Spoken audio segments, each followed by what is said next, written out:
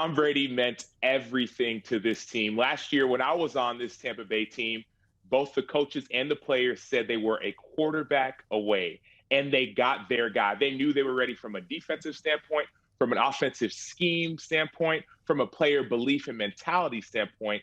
They just needed one player, and that player's name was Tom Brady. Here's the deal about Andre Cisco. This dude is the first true freshman DB to start at Syracuse since 1985. Wow. I wasn't even born then, right? Like, this dude has been balling. You put the film on, this guy plays a lot like Earl Thomas, right? He's physical, he's downhill, he's instinctive. He has all the pieces you would want. Mitch Trubisky single-handedly brought that team back in the game. Everybody talks about the great, coveted Bears defense. That defense did not show up. Call me, call your player rep, get the information and make an informed decision. DeMaurice Smith said, it's a democracy. Of course, big names have big voices, but they only have one vote. The defense has to understand that the bend but don't break mentality is working to a certain extent. But when you play teams like the Rams, when you play teams like the Saints, right? I've been in games against the Saints and the Rams and the Titans. You have to come prepared. So you are a fiery competitor. You're a lover of people. You're an unbelievable coach, husband, father, recruiter. What would you say is the thing that makes you different? Todd Bowles is brilliant. He's a brilliant defensive mind. Number one, he knew not to blitz. They got beat in week 12 because he was playing a lot of single coverage. Well, what Todd Bowles did this game is 80% of the game, he had two safeties high. Why would you have two safeties high? Because you got a guy like Tyreek Hill who can blow by a defense, and a guy like Travis Kelce, you can do the same. We are so much more than just athletes. We are so much more than just people that you just look at and applaud and you boo and you burn their jerseys or you show up and you cheer them. We are fathers, we are husbands, we are brothers, we are sons. And there are so many people in our sphere of influence who we affect. What people don't realize about the Buffalo Bills is that this team has been built to win. They've been building a team to try and take down the longtime division rival New England Patriots for year after year after year. And so you go to their facility, everything you see there, it says playoff caliber. The fact of the matter is this defense isn't playing up to their standards, admittedly. And so before we start passing blame and making Mitch Trubisky the scapegoat,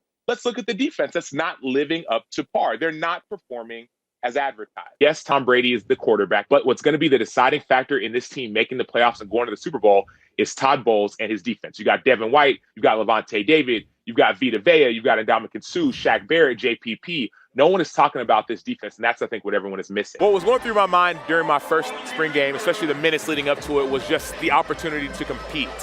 So we practice and you practice and you practice, and you just want a chance to be able to showcase your skills. It's hard to get to that $1 million mark. And so there are many players who live paycheck to paycheck. I'm not talking about the $50,000 paycheck or minimum salary guys. I'm talking about guys on the practice squad. I'm talking about guys who maybe made the team. Maybe they got cut 7 times, 8 times, 9 times. Those players are part of the same group that says, hey, I want to play. I want to be on the field. How do you handle emotion? And what are you hiding? And what are you keeping from everyone else? This book is for somebody who wants to come out of their shell a little bit. My name is Sam Acho. I play linebacker in the NFL. I'm also a speaker and a writer as well, and I'm excited to tell you all about my first book, Let the World See You.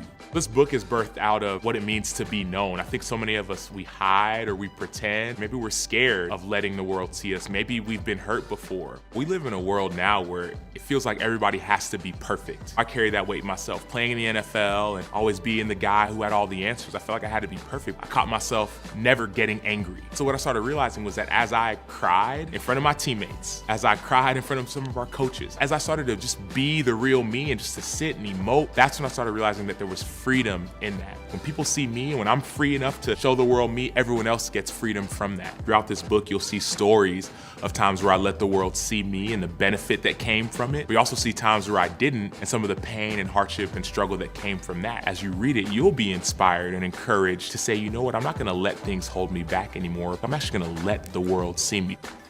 When you let the world see you, 3 things happen. Number 1, God gets the glory. People around you benefit, and I think the world around you is gonna thrive. If you pick this book up, not only will you cry with me, you'll laugh, you'll emote, but you'll also understand that, man, I think I have a chance to let the world see me as well.